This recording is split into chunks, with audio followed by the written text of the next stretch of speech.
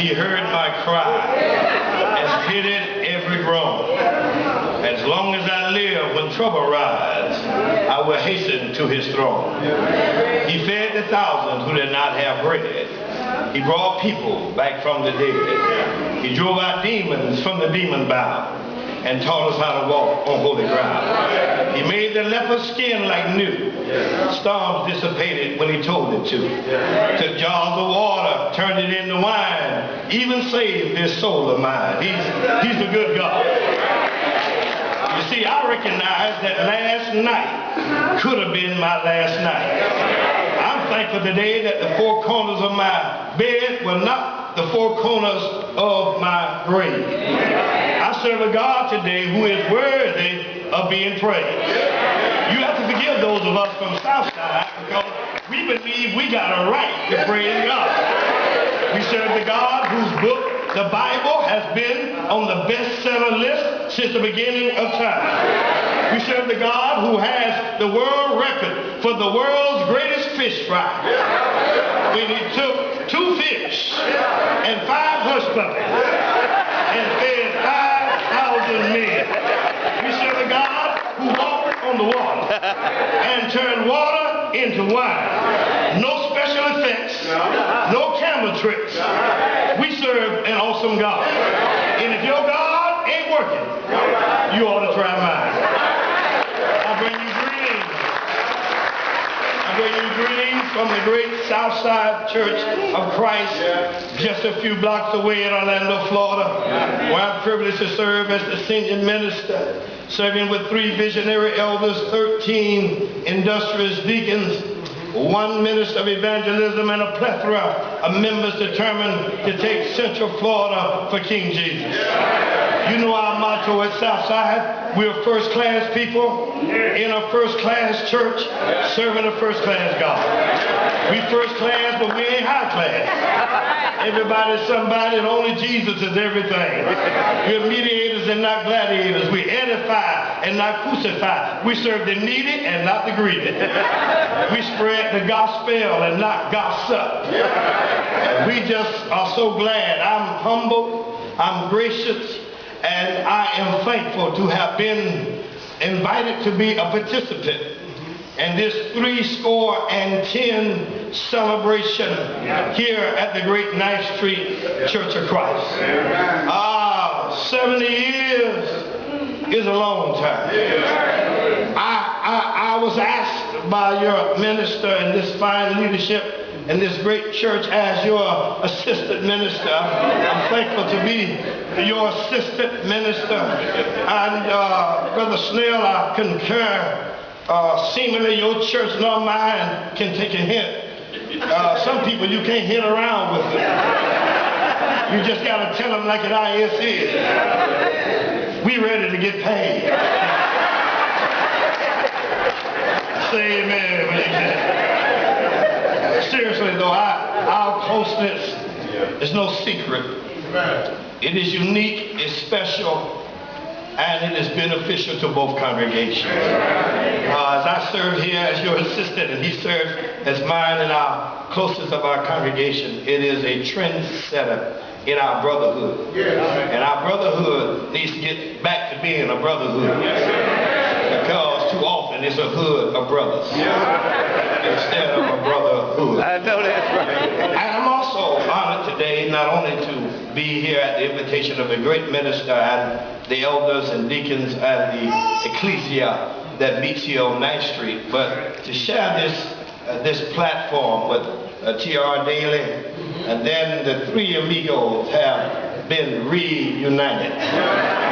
And we went shopping. He got here on Wednesday. We went shopping this week. And Brother Snell was absolutely, positively right. We all look good, but I sure look the best. Don't be congratulated. And God may let you participate. But seriously, this is such an august body and a special occasion. I've been asked, because of the brevity of time, I've been asked just to give some sermonic reflections, some observations. you allow me some exegetical liberty, and if you loan me your sanctified imagination, what I like to do for a few fleeting moments today is put God on trial. Somebody is guilty of blessing this church for 70 years. Somebody is responsible. I come today to charge God Jehovah, and I want to put him on trial. And at the end of this dissertation, I hope we can bring back a conviction that he is guilty of being God.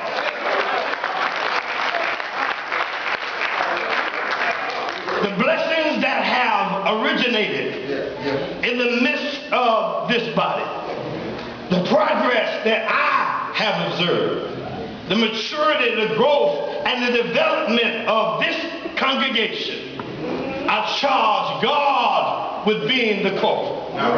The numerical, financial, and spiritual growth, the favor that 9th Street enjoys in this community. As a matter of fact, 9th Street has brought unity to this community. I have observed internal and external growth. I have observed intrinsic and extrinsic growth. I have observed tangible and intangible growth. Somebody is responsible. It is no accident. It is not happenstance or circumstance. 9th Street has not been here 70 years because you're lucky. You ain't been here 70 years because you're so holy. You ain't been here 70 years because you've always been so good. Somebody is responsible.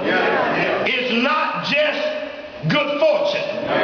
It's not the fact that some of your members carry around a rabbit's foot in their pocket and have a 4-leaf clover carried in their purse. I believe that somebody is guilty of the latest whodunit. And I've come today to charge God with being guilty of blessing this church for 70 years. I've come today to put God on trial.